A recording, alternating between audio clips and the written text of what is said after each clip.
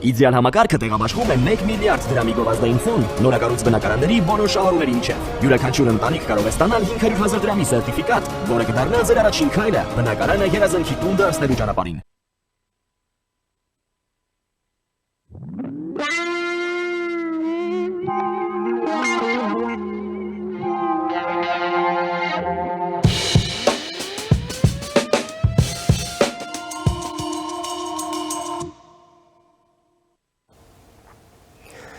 Ողջույն հարգարժան տիկնայք եւ պարոնայք, առաջին լրատվականի եթերում Մեհրաբյան on-line-ն է, ես Ռուբեն Մեհրաբյանն եմ։ Անցած շաբաթ վարչապետ Փաշինյանի Մոսկվա կատարած այցը, դրանից հետո այդ տեղեկատվական հոսքերը իրենց այդ հավաքականության մեջ այնուամենայնիվ մեզ ստիպում են նորովի վերաիմաստավորելու հայ-ռուսական հարաբերությունները, չնայած այստեղ բավականին պարզություն է սկսել մտնել սկսած 2022 թվականից, այսպես զանգվածային ընդգրկմամբ նկատի ունեմ, այլ ոչ թե առանձին անձանց, ովքեր դեռ 100 տարի առաջ էին խոսում սրա մասին կամ ավելի վաղ, բայց այնուամենայնիվ այնինչ տեղի է ունենում, այն զգացողությունն է առաջացնում, որ մենք կանգնած ենք ինչ-որ շատ բնական ջրբաժանի առաջ։ Հայաստանը եւ Ռուսաստանը համակարծիք են նրանում, որ հունիսի 7-ը ըստ էության դա մի ակտ է լինելու, որով գուցե եւ թերթվի հայոց պատմության ռուսական գլխի վերջին էջը եւ բացվի նոր էջ։ Սակայն դրանից դուրս Հայաստանի եւ Ռուսաստանի մոտեցումները ոչ միայն տրամագծորեն հակառակ են, այլև փոխբացառող, որովհետեւ բնականաբար Հայաստանն անելու է ամեն ինչ, որպեսզի այդ վերջին էջը թերթի, իսկ ռուսներն էլ կախվելու են մեր ձեռքերից, որպեսզի դա տեղի չունենա։ Այնուամենայնիվ փորձենք պահը գնահատել եւ փորձենք հասկանալ մեր անելիքները ըստ այդմ։ Եվ այդ նպատակով ես մի հարգարժան հյուր եմ հրավիրել մեր տաղավար, ում սիրով ուզում եմ ներկայացնել, մեր հյուրը տեսակապով է միացել մեզ, Ուկրաինայի ներքին գործերի նախկին փոխնախարար, միջազգային անվտանգության հարցերով փորձագետ Տիգրան Ավագյանն է, Տիգրան Ավագյան լայվ ալիքի հիմնադիրը եւ վարողը։ Բարև ձեզ, պարոն Ավագյան, ուրախ եմ ձեզ նորից տեսնել, շնորհակալ եմ հրավերս ընդունելու համար։ Բարև ձեզ, պարոն Մեհրաբյան, ես եմ շնորհակալ հնարավորության համար խոսալ հայ ընթերցողի հետ։ Շնորհակալ եմ։ Եվ ուրեմն պարոն Ավագյան, դուք վստահաբար ուշով հետևում եք այս բոլոր զարգացումներին եւ հատկապես Հայաստան-Ռուսաստան հարաբերություններում տեղի ունեցող process-ներին,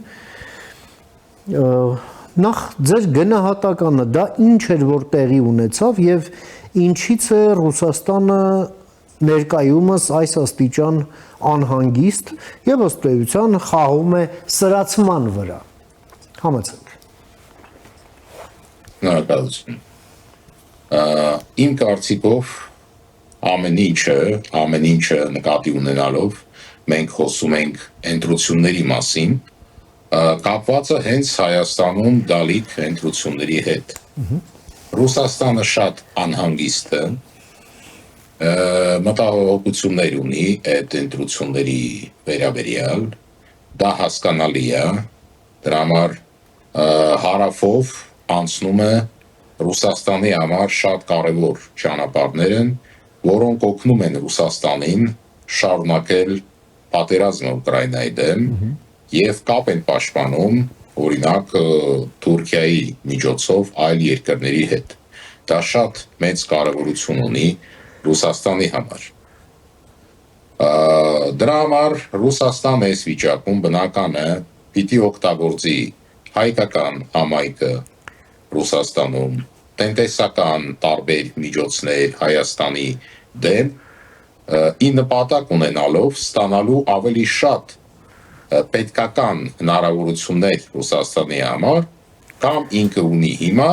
կամ ինչ որ մտահոգություն կա, որ կարող է կորցնի ընտրություններից հետո եւ երբ ոնց որ գնահատում են Ռուսաստանում ամերիկյան տրիպ նախագիծը կսկսի դառնալ իրականություն։ Մոտավորապես դա է այն իրավիճակը, այն տեսակետը, ոնց Ռուսաստանը նայում է հիմիկվա զարգացումներին։ Ինչ վերաբերում է Հայաստանին, կուզեի նշեի, որ այդ վիճակում Ռուսաստանի համար ձեռ կտար, որ Հայաստանը ներգրաված լիներ ինչ որտեղ հնարավոր է իրանական ընթացքների մեջ, բայց շատ դրական է, որ Հայաստանը պահում է նեյտրալ այսպիսի դիրք, դա մեծ կարևորություն ունի, դրա համար այս վիճակում նաև մեծ պետությունները, հսկա պետությունները, որպես Սաուդյան Արաբիա, որպես Թուրքիա, չգիտեն իրանց ճակատագիրը, այդ մեծ տարածաշրջանային եւ հնարավոր է համաշխարհային պատերազմի մեջ եւ այս զգուշությունը Հայաստանի համար ունի մեծ նշանակություն։ Պիտի հաշվի առնենք, որ պարզա Ռուսաստանը շահագրգռված է, որ անմիջապես, այսպես ասած, ուղիղ պարզ պրոռուսական ուժերը, ինչքան հնարավոր է շատ, հավաքեն ձայներ, ապագա Հայաստանի պարլամենտում, Գերագույն խորհրդում։ Դա բնական եւ բոլոր հնարավորությունները, միջոցները օգտագործելու է եւ Ռուսաստանում գտնվող հայկական եկեղեցին եւ հայկական համայնքը, որ հասնի այդ նպատակներին։ Դա հասկանալի է։ Եվ բնական է, ոչ մի տենց ասեմ, զարմանալի բան չկա, բոլոր միջոցները Ռուսաստանը իր շահերից ոնց որ ասած այդ տեսակետից, ոնց որ իրանք տենում են իրան շահերը, պիտի մաքսիմալ օգտագործի, որ ստանա ապագայի համար ճանապարհ։ Դա կապված կլինի ապագա Գերագույն խորհրդում ձայների բաժանման հետ։ Դա հասկանալի է։ Պարոն Ավագյան, պատմականորեն առնվազն 45 թվականից հետո Ռուսաստանը, Սովետը միշտ լարվածություն էին գեներացնում մերձավոր արևելքում, որի արդյունքում միջազգային տնտեսության մեջ, համաշխարհային տնտեսության մեջ ստեղծվում էր Ռուսաստանի համար բարենպաստ կոնյունկտուրա եւ կոպիտ ասած ապահովում էին ֆինանսների ներհոսք ռուսական տնտեսության մեջ եւ ըստ էության Ռուսաստանի շահերը մերձավոր արևելքում հիմնականում հենց այդ հնարավորությունների ստեղծմամբ եւ պահպանմամբ էին պայմանավորված։ Ըստ էության իներցիայով Ռուսաստանը նույն կերպ մոտեցավ նաեւ Իրանի հարցին, նոր տեղեկատվություն ստացվեց, որ ուկրաինական հետախուզության տվյալներով, որ Ռուսաստանը իր տիեզերական կարողություններն է տրամադրել Իրանին, Իսրայելին ավելի թիրախային հարվածներ հասցնելու, գիտենք այնտեղ բավականին մասշտաբային ավերածություններ են եւ ոչ միայն Իսրայելում, այլև արաբական երկրներին խփելու համար, բայց Ուկրաինայի դեմ ընթացող այս պատերազմում Ռուսաստանը ուղղակիորեն տանուլ է տալիս, զրկվելով իր այդ նավթը արդեն թանկացած դուրս հանելու հնարավորությունները։ Տեսնում ենք Ուստ-Լուգան է ավիրված, Պրիմորսկն է ավիրված, խողովակաշարերն են հարվածի տակ, լոգիստիկ հանգույցները, դել ռազմական ենթակառուցվածքներն էլ չասած, դրանք ուղղակի ամենօրյա ռեժիմով են խոցվում։ Հիմա այս ամենը թողած մի կողմ, մեկ էլ Ռուսաստանը սենց նախանձախնդիր ձևով բավականին ագրեսիվ հարձակվում է Հայաստանի վրա, առնվազն պրոպագանդայի դաշտում, վերբալ ձևով։ Ինչպես կմեկնաբանեք Ռուսաստանի այս նման մոտիվացիան, հա? Այսպես Դե մենք պիտի հաշվի առնենք, որ որտեղ Ռուսաստանը կարա գնա առաջ, ինքը գնալի է։ Այո։ Այդպիսի տեղեր շատ քիչ են մնացել Ռուսաստանի համար։ Պիտի դա գիտակցենք։ Արևելք Ռուսաստանը հնարավորություն չունի գնալու։ Ոչ ուժային, ոչ այդ ուժի պրոյեկցիայի, ասենք ասպարեզում։ Արևելքում Չինաստանն է գտնվում եւ Ճապոնիան եւ Ամերիկան։ Այնտեղ հնարավորություն չունի։ Հարավն էլ չի կարա Չինաստանը, որից կախված է Ռուսաստանը։ Ինչ որ վերաբերում է կենտրոնական Ասիային, այնտեղ չի կարա գործի, դրա համար հիմի դա Չինաստանի եւ Ամերիկայի այսպես մրցակցության զոնա է, տարածքն է։ Կոնդոմինիում այսպես։ Այո։ Եթե օրինակ Չինաստանը օգտագործում է Տաջիկստանը որպես երկիր, որը հիմա ինչ որտեղ սպասարկում է Իրանին, ասենք նույնը Ամերիկան օգտագործում է ուրիշ երկրներ, որոնք գտնվում են տարածաշրջանում, իր շահերի մեջ, ասենք, այդպիսի մրցակցություն է կենտրոնականացում։ Ուրեմն մնում է Հարավային Կովկասը եւ մնում է Բալտիա երկրները, հաշվի առնելով, որ ասենք Բելարուսիայում իր մաքսիմումին հասել է Ռուսաստանը, ավել չի կարող գնա, Չինաստանը չի թողում, գարանտիաները տվել Բելարուսիայի ղեկավարին, որ այսքան ոնց որ կա, այդքան էլ կմնա։ Ավելի շատ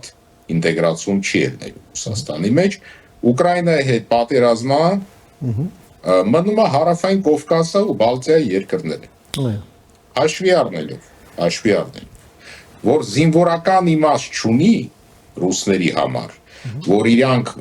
Վրաստանով եւ ասենք իրանք զորքերը ուղարկեն Վրաստան եւ Հայաստան, դրա համար Հայաստանի պարագայում իրանք հաստատ հակառակ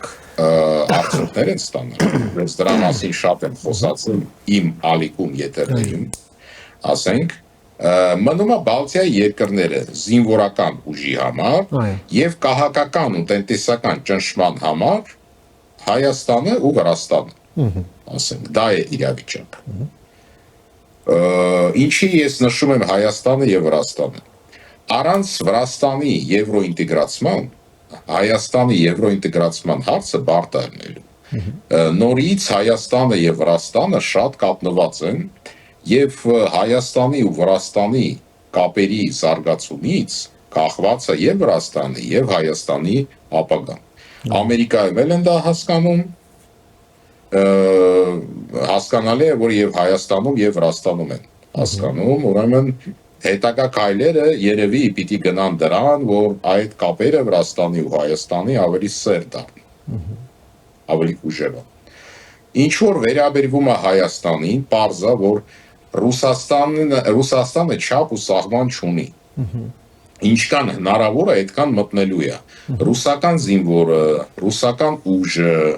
ռուսական տնտեսությունը, ասենք զինվորի վրա օրինակ բերեմ, այն վաղտ են կայնում, երբ բռնցքով, ասենք քթին հարված են ստանում։ Ուրիշ հնարավորություն ռուսին կանգնեցնելու գոյություն չունի։ Այդպիսի ազգն է, այդպիսի պետություն։ Իրանք շարունակելու են, միջև ընտրություններ, շարունակվելու են տարբեր գործողություններ, Հայաստանի ներս եւ այլն, հաշվի առնելով իրանց ցանցը, հատուկ ծառայությունների Վրաստանում, Հայաստանում, որ ազատ գնում գալիս են եւ այլն, իրանք այդ ամենը ինչ որ իրանք ունեն եւ պրոռուսական ուժեր եւ մնացած գործոնները իրանք պիտի օգտագործեն, դա բնական։ Ստե հարցը, որ ասենք Հայաստանն էլ պիտի պաշտպանվի, ազգային անվտանգությունը պիտի աշխատի, ներքին գործերի նախարարությունը պիտի համապատասխան աշխատի, հաշվի առնելով, որ Ռուսաստանը միակ սպառնալիք չի հիմա Հայաստանի համար։ Եթե այսօր գիշերը Ամերիկայի նախագահը ընդունեց որոշումը հարվածելու Իրանին, իսկապես ոչնչացնելով ինֆրաստրուկտուրան, ոչնչացնելով նավթային ամբողջ ցանցը եւ այլն, մեր ամբողջ մոլորակը ընկնում է կրիզիսային վիճակի մեջ, որը ոչ թե լուծում է ելնելու այդ ամեն ինչի ինչ որ հիմա կատարվում է, այլ նաեւ Ամերիկայում չեն գիտակցում ինչին դա կբերի։ Դրա համար Ամերիկայում հիմա մեծ պայքար է գնում ներսում, այդ հարվածը իրականացնեն, դե չէ։ Մեծ պայքար, եթե աշխարհի իմ ամենամեծ պայքարն է, հələ որոշում չի ընդունվել, Կհարվածեն, թե չեն հարվածի։ Ամերիկան չի կարա պարտվի։ Մենք դա հասկանում ենք։ Դրա համար, ասենք, սխալ են սկսել, ավելի լավ չսկսեին, դա արդեն ուշ է խոսալ դրա մասին։ Արդեն սկսել են, ու այս վիճակում Տրամպը չի կարա պարտվի։ Ինքը 10 տարուց հետո, 20 տարուց հետո շանս չի ունենալու նորից գալու այդ բանը անել։ Դա իր ասեն այդպիսի որոշումները, որ մի անգամ պիտի անի, դրա համար լարված իրավիճակ է։ Եթե հարվածները լինելու են, Հայաստանը ինչ պիտի հաշվի առնի, ոնց է պաշտպանված Հայաստանի հարավը, Ռուսաստանը ոնց գործելու է այդ վիճակում, ասենք, նույնը Հայաստանի հարավում, ինչի, եթե բազմամիլիոնանոց ժողովուրդը փորձի մտնի Հայաստան, հասկանալի է, որ դա կլինի ահետի գոտի Հայաստանի համար։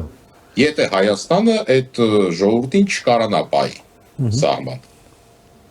Ու ոնց կօգտագործի այդ ամենը Ռուսաստանը, նպաստելու է, որ այդ ժողովուրդը մտնելու է, թե ասենք ոչ մի բան չի անելու, երկու տարբերակ կա, դե դա էլ պետք է հասկանալ, ասենք դրա համար տարբեր բաներ կարող անի Ռուսաստանը այդ հարցում, նույն Ռուսաստանը, որը հարավում է Հայաստանի ունի ազդեցություն, միջև հիմա։ Եվ ներկայություն սպառնալիքը մեծ է։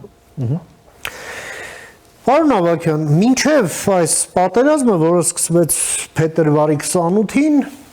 ամերիկա-իսրայելական կոալիցիայի կողմից, Հայաստանը եւ Միացյալ Նահանգները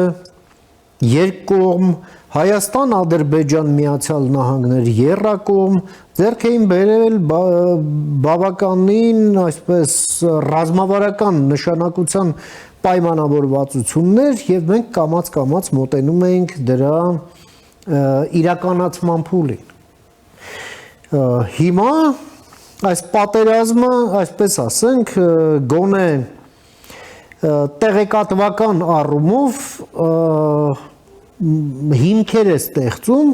որպեսզի ոմանք, ասենք, կասկածանքով վերաբերվեն այս պայմանավորվածությունների իրականացման շանսերին։ Մինչդեռ իրականությունն այն է, որ Հայաստանը եւ Միացյալ Նահանգները շարունակում են առաջվա պես ինտենսիվ ռեժիմով աշխատել միջպետական պայմանագրի վրա, արդեն որի կնքումից հետո արդեն միանգամից շինարարությունը կսկսվի Տրիպում։ Հիմա հարցս հետևյալն է, այդ մտավախությունները որքանով են ռեալ, որքանով ոչ ռեալ, ի վերջո խոսքը գնում է Միացյալ Նահանգների ռազմավարական շահերի մասին, որը միայն մեր տարածաշրջանով չէ, որ սահմանափակված է, այլև դուրս է գալիս Կենտրոնական Ասիա, կա Չինաստանի հետ առնվազն մրցակցության եւ դիմակայության տրամաբանություն այս ուրեմն միջին միջանցքի ձևավորման գործում եւ այլն եւ նաեւ իհարկե ռուսական գործում, որ ռուսներն էլ հնա մենք տեսնում ենք, որ ռուսասեր ուժերի ներկայացուցիչները ուղիղ տեքստով են ասում են, չէ, Տրիպը սպառնալիք է, եթե այնտեղ որպես փայատեր չեն մտնում Ռուսաստանը եւ Չինաստանը, սա մեջբերում է։ Բնականաբար պայքարը շարունակվելու է, բայց ես ուզում էի ձեր կարծիքը հարցնել, ձեր դիտարկումները, թե այս ամենը ինչ կոռելացիոն կապի մեջ է իրար հետ։ Համեցեք։ Շնորհակալություն։ Ես ուզում եմ նշեմ հետևյալը։ Ամերիկայի Միացյալ Նահանգները, դա տարական ինֆորմացիա է, աշխարհի ամենահզոր երկիրն է։ Հզորությունը Ամերիկայի Միացյալ Նահանգների այդքան մեծ է, որ զինվորական փորձագետների հաշվարկներով Ամերիկան կարա տենց ասած պատերազմ վարի ամբողջ մնացած աշխարհի դեմ։ Դա խոսում է այդ հսկա ուժի մասին։ Մենք պիտի հասկանանք, որ Իրանը հնարավորություն չունի եւ չի ունենալու պարտության կրել, ասենք, բերել դեպի պարտության Ամերիկայի Միացյալ Նահանգներին, դա անհնարին է։ Եվ որոշ մարդիկ, որոնք գրում են, որ Իրանը հաղթում է, որ Իրանը հաղթել է եւ այլն, դա այդ ձև չի։ Այո։ Դրա համար ուժերը շատ տարբեր են։ Հիմա եթե Դոնալդ Տրամպը այսօր որոշի այդ քայլի գնա, ասենք, որ այդ հարվածները հասնի, մենք չգիտենք դա ինչ հարվածներ են լինելու։ Կամ կոնվենցիոնալ, կամ միջոկային զենքով, ոչ ոք միջև վերջի րոպեն չի իմանալու։ Դա ինչի համար արվում։ Դա արվում է դրա համար, որ Իրանի ինֆրաստրուկտուրան, ոնց որ ես ասի, նավթային բոլոր բազաները ոչնչացնեն, հայտարարեն հաղթանակ, դուրս գան, ամերիկական ամբողջ ուժերը հանեն տարածաշրջանից ու սպասեն մինչև Իրանը մեռնի։ Ինչ նկատի ունեն։ Իրանի եկամուտների 88%-ը, 88, դա նավթն է։ Այո։ Եթե այդ ամեն ինչը ոչնչացնե, մի 2-3 ամիս հետո Իրանը չի ունենալու հնարավորություն ֆինանսավորելու ոչ բանակ, ոչ հիմնադանոցներ, ոչ ասենք ճանապարհներ, ոչ մի բան։ Եվ բարձա ոնց որ հաշվարկ կա, որ այդ երկիրը համարյա չի կարա ապրի։ Բայց դրա համար եթե հասնեն այդ հարվածները, միանգամից Ամերիկան դուրս է գալու, Տրամպը սպասելու է մինչև մեռնի։ Տենց չէ, շատ ժողովրդական ձևով եմ ասում իրանը։ Այդ մի 2-3 ամիս է։ Իրանք տենց են հաշվարկում։ Եթե Չինաստանը Իրանին օգնություն չտա։ Այդ վաղ չի մեռնի։ Այս վիճակում մենք պիտի հասկանանք ինչա ձգտում Ռուսաստանը։ Պիտի ձեզ ասեմ Ռուսաստանը ոնց է նայում իրավիճակին։ Դա ես իրականության մասին չեմ խոսալու, իրանց տեսակետի մասին։ Այո։ Իրանք ուզում են Հայաստանը անմիջապես 100% դնեն իրանց կոնտրոլի տակ։ Հիմա իրանք համարում են պարտվի մեկ հաղթի կարևոր չի ով է լինելու Հայաստանում, եթե պրոռուսական ուժերը չեն լինելու, իրանք համարում են, որ 50%-ով կոնտրոլի տակ է Հայաստանը։ Եթե ոչ թե անմիջապես իրանց ձևով, Թուրքիայի միջոցով, Թուրքիան, Ռուսաստանը մնում են համատեղ օպերացիոն սիստեմի մեջ։ Ոնց որ իրանք 20 թվականին որոշումը ընդունեցին եւ իրականացրեցին Արցախի վերաբերյալ, նույն ձևով իրանք գործում են այսօր։ Դա է իրավիճակը։ Նույնը ոնց որ տենց ասեմ, Թուրքիան ինչքան էլ Էրդոգանը հելնի խոսա Պալեստինայի մասին, սպառնալիքներ անի, դա Իսրայելի շունն է, խոսքի լավ իմաստով։ Իսրայելը մի հատ ուրիշ հայացքով նայի Թուրքիայի վրա։ Թուրքիան միանգամից կնստի իր տեղը, տենց էլ կատարվում է։ Շատ փորձում եմ ժողովրդական բացատրեմ, որ ժողովուրդը հասկանա իրավիճակը։ Դրա համար Ռուսաստանը այդ 50%-ի տեղը, որ համարում է, որ Հայաստանը իրանց ձեռն է, ոնց որ ասած իրանք Հայաստանը ծախեցին թուրքերին, թուրքերներ իրանց հնարավորություն են տվել ճանապարհ ունենալու պատերազմը վարելու համար, իրանք այսենց ոնց որ երկու մեծ հանցագործ իրանց հետ հարցեր են լուծում, իրանք այդ սխեմայի մեջ ուզում են ավելի շատ ունենան կամ ունեն հիմա 20 թվականից հետո 44 օրվա պատերազմից հետո։ Այսենց ես ուզեի բացատրեմ ռեալ իրավիճակը։ Ոչ թե առասպելներ կամ այն մարդիկ, որ խորքից չգիտեն իրավիճակը ինչ է եղել, այլ ժողովուրդը որ հասկանա իրականում ինչ է կատարվում։ Մոտավորապես այդ ձև։ Այո, պարոն Ավագյան, դուք նշում եք այն ռազմավարական համագործակցությունը կամ փոխըմբռնումը խորը, որ կա Ռուսաստանի եւ Թուրքիայի մեջ, միջև, բայց մյուս կողմից էլ ահռելի է Միացյալ Նահանգների ազդեցությունը Թուրքիայի վրա։ Եվ դա տեղի է ունենում, այսպես ասենք, Ռուսաստանի ուղղակի կտրուկ թուլացման ֆոնին։ Այս հարաբերակցության փոփոխությունը ինչ դինամիկա է խոստանում, մանավանդ խոսք է գնում մեր հարևան պետության մասին, որի հետ մենք պրոցես ենք տանում հարաբերությունների նորմալացման ուղղված, դրա համար այս հարցը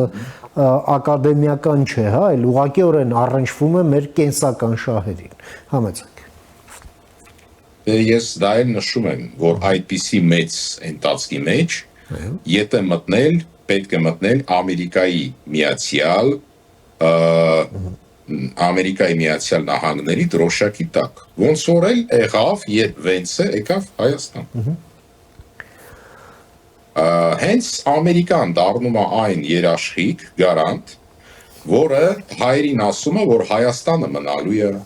Հայաստանի քաղաքացիները ապրելու են անվտանգ եւ այլն եւ այլն եւ այլն։ Մնացածը արդեն կախված կլինի Հայաստանից։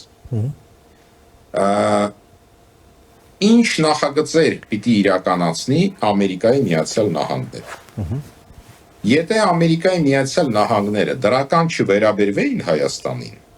այդ ընթացքը բանակցությունների Թուրքիայի, Հայաստանի մեջ շատ ավելի վատ ձևով կգնար։ Պիտի հաշվի առնենք, որ Ամերիկայի Միացյալ Նահանգները այն կենտրոնն է, որը կոնտրոլի տակ պահում է ամբողջ տարածաշրջանը եւ ոչ ոք առանց թույլտվությամբ Ամերիկայի Միացյալ Նահանգների ոչ մի չի կարող անի, բացի Իրանից։ Մի երկիր կա, դա իսլամական Իրանը, իսլամական Իրանի Հանրապետությունը։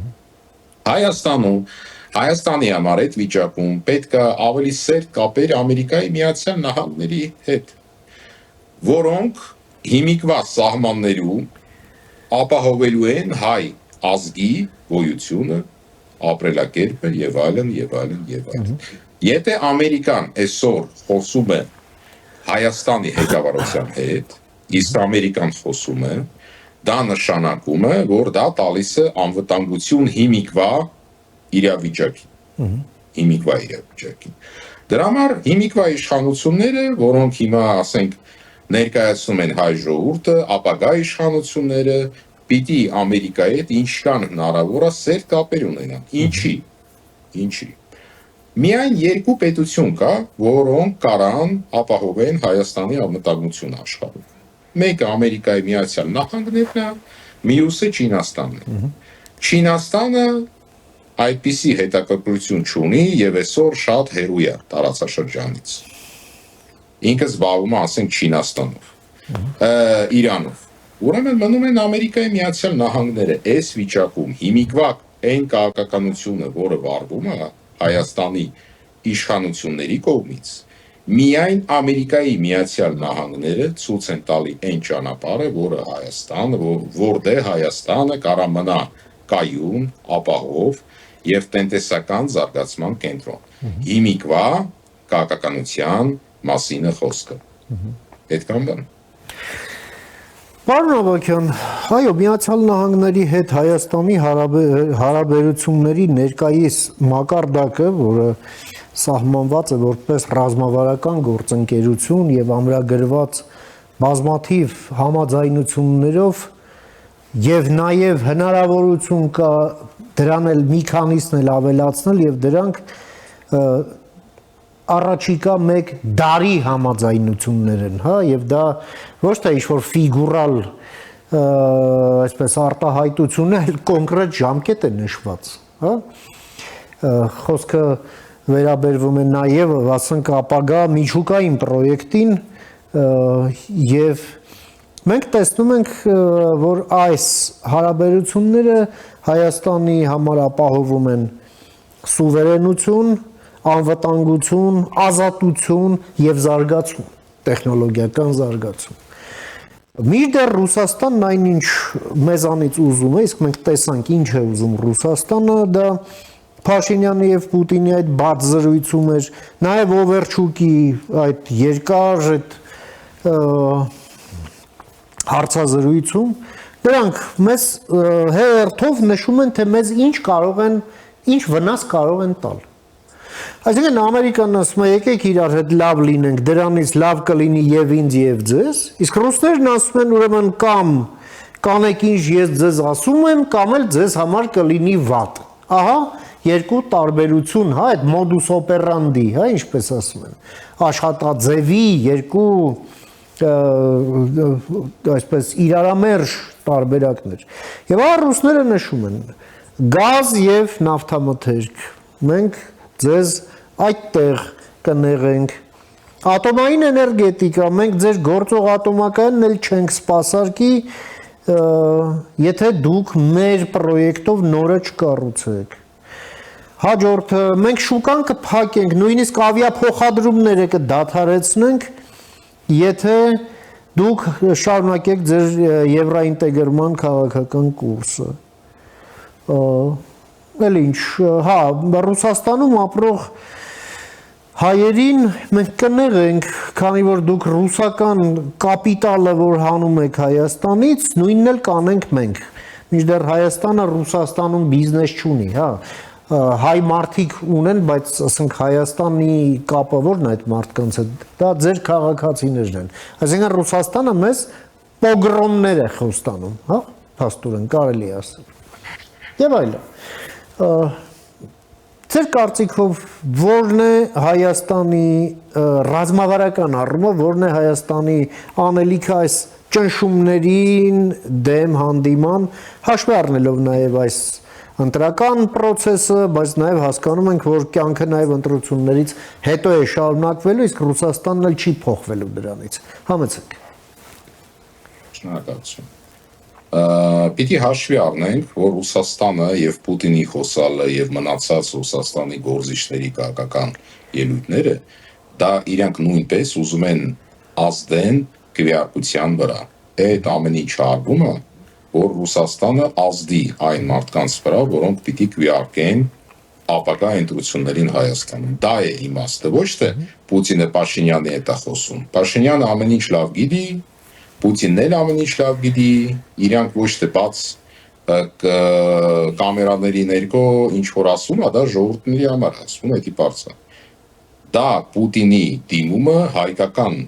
ընտրողների,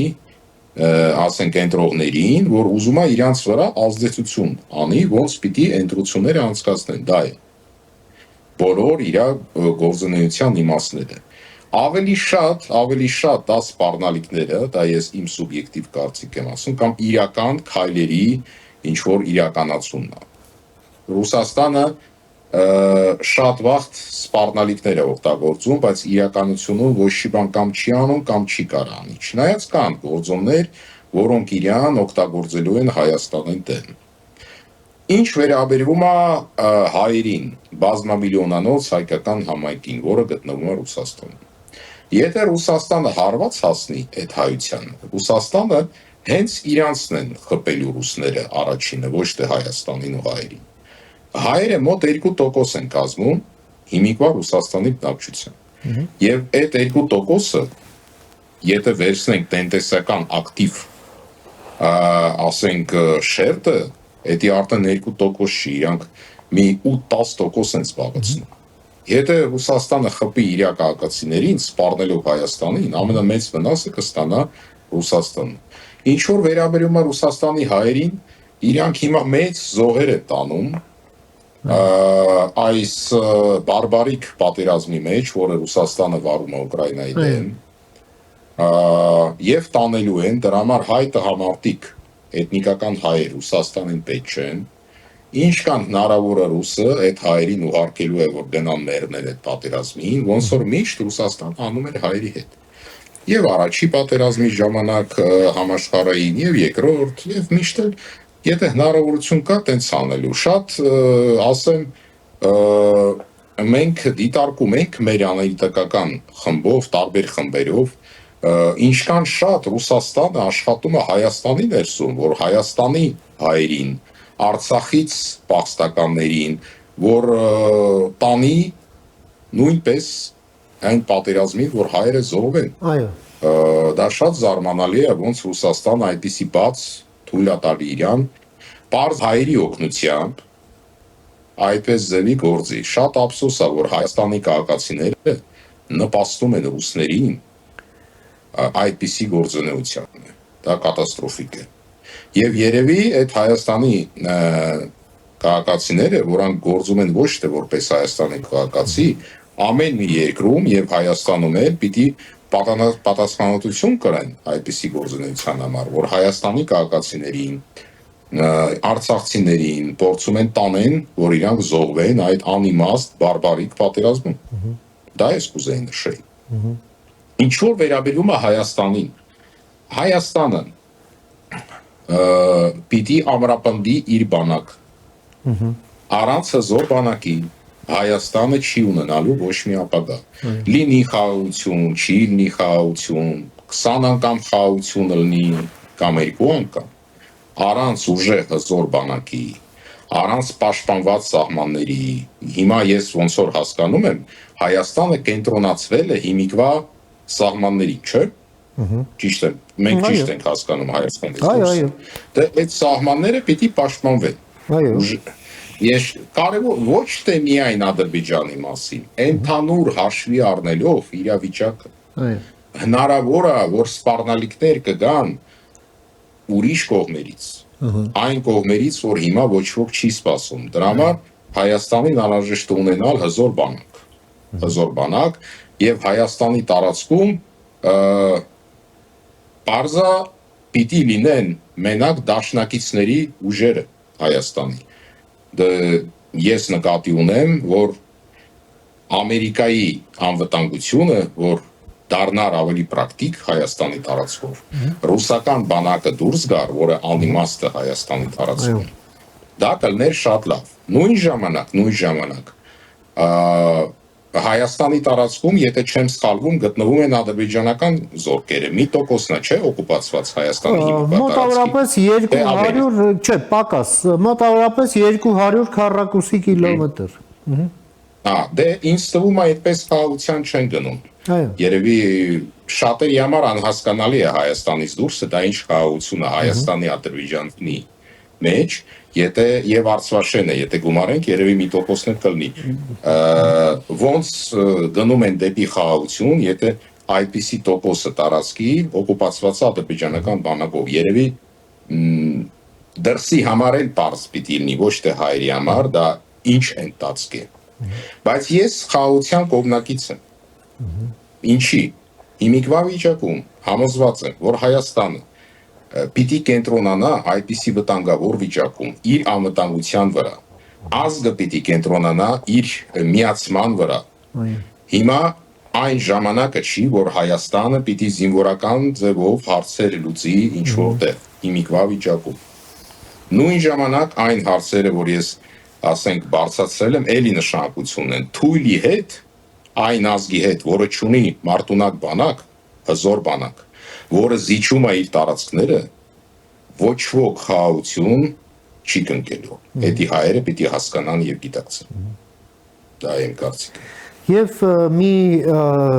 լրացուցիչ փաստարկ էլ, պարոն Ավագյան, ի վերջո մենք հասկանում ենք, որ Հայաստանի ապագան նաև զգալի չափով կապված է նրա հետ, թե մենք որքանով հաջողված կկարողանանք իրականացնել հայրենադարձությունը։ Իսկ դրա համար եւս խաղաղություն, այսպես տեսանելի հեռանկարում անհրաժեշտ է։ Մանավանդ ճգնաժամային երկրներում, ինչպիսին ասենք հենց նույն Ռուսաստանն է, որը ոչ մի լավ ապագա չի սպասում այդ երկրին, եւ հայերը այնտեղ պատանդի վիճակում են, եւ այո, միակ ապահով հանգրվանը իրենց համար Հայաստանն է, իսկ Հայաստանում այդ բազային պայմանների համար այո անհրաժեշտություն է, կենսական անհրաժեշտություն է խաղաղությունը։ Ձեր մեկնաբանությունը, ձեր դիտարկումները։ Ես մեծ կարևորություն եմ տալի դուք այդ հարցը, որ բարձրացրեցիք, ես համամիտ եմ ձեր հետ, դա ամենակարևոր նպատակներից է։ Հիմա այս պահն է Հայաստանի համար, որ Հայաստանը պիտի կենտրոնանա հիմիկվա Հայաստանը հզոր երկիր վերացնելու, ասենք ոնց է ճիշտ հայերեն, ոչ թե վերացվելու։ Այո։ Հզոր երկիր, դրա համար այս վիճակում Հայաստանը ուրիշ, ասենք էքսպանսիայի կամ ուրիշ ինչ-որ հարցերի համար ուժ չունի։ Նույնը ինչ որ վերաբերում է հայրենադարձի։ Այդ ամեն ինչը պարզը պիտի կազմակերպի պետությունը։ Չեն կարա Ուրուգվայի հայերը դա կազմակերպեն ու գան։ Պետությունը ստեղծում է մեխանիզմը եւ սպասում է այդ հայերի։ Ու ես կողմնակից եմ, որ ինչքան հնարավոր է հայ վերադառնա Հայաստան, բայց հայ վերադառնա, ոչ թե ադրբեջանցի, հնդիկ կամ Զիմբաբվեի քաղաքացիներ, Բանգլադեշի հայեր։ Ինչքան շատ հայերը վերադառնան, այդքան Հայաստանը կդառնա հզոր։ Նույն ժամանակ պետք է շատ զգուշ լինել։ Եթե նույն Ռուսաստանի հայերը կգան Հայաստան եւ կբերեն ռուսական կառուցությունը, դա կկայքայի Հայաստանը։ Երևի Հայաստանում դա հաշվի են առնում։ Պիտի այդպիսի հայեր կան, որոնք ընդունում են Հայաստանի անկախությունը, որոնք ընդունում են, որ Հայաստանը սուվերեն պետություն է, որոնք ընդունում են հայկական գաղափարները։ Եթե բոլորը կան, ովքեր իրենց հայը համարում, բայց աշխատելու են Հայաստանի դեմ, դա էլի մեծ վտանգ է։ Բնական է, այո։ Դրա համար հույսով եմ, որ ինչքան հնարավորը շատ հայերը հետ գան, հիմա օրինակ Լիբանանում հայերի վիճակը շատ ծանր է, պետք է դա հաշվի առնել։ Եվ ոչ մի լավ բան չի սպասվում։ Չէ, եթե Սուրիայի եւ Իսրայելի բանակները համատեղ զբաղեցնեն Լիբանանի տարածքը, մենք պիտի հասկանանք, որ 160,000 հայեր, դա հսկա թիվ է, որոնք են դա ապրում են, հայտնվեն շատ վտանգավոր վիճակում։ Եվ երևի արդեն պետք է, որ կանայք ու երեխեք դուրս գան այնտեղից։ Ասենք դրա համար իսկապես շատ մեծ վտանգներ կա։ Ոչ քիչ վտանգներ են սպասում Ռուսաստանի հայերին, հաշվի առնելով այդ պատերազմի զարգացում Ուկրաինայի հետ, Ուկրաինան շարունակելու է ոչնչացնել ոչ միայն նավթային հնարավորությունները, Ուկրաինան շատ հզորանում է։ Ես անմիջապես ուղղակի ասեմ ձեզ, որ առնչություն ունեմ այդ ոնց որ ասած ուղղությունների հետ, որոնք կախված են օտային սիստեմների հետ, ու ձեզ ուզում եմ ասեմ, որ Ուկրաինան արդեն համարյա առաջնորդ երկրներից է, բայց շուտով դառնալու է համար 1 երկիր այդ ոլորտում։ Ու Ռուսաստանը չի կարա գտնի լուծումներ, այսինքն այդ հարցում, ու ոչ մի բան չի կարա համապատասխան անի, ու ռուսական բանակը հիմա տանկեր,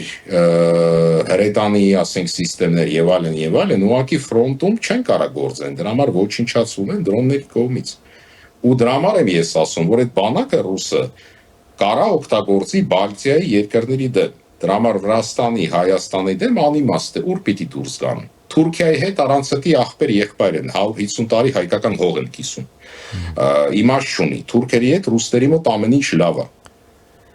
Դրա համար մի ուղղությունը Բալտիան է, գնալու տեղ իրենք չունեն։ Դրա համար մարդիկ, որ մտածում են, որ կարող է ռուսական բանակը գա, ռուսական բանակը կգա այն վաղ, եթե պրոռուսական ուժերը գային Հայաստանում, կարող է փոխվել հարաբերությունները Թուրքիայի հետ, կարող է իրանք կփորձեին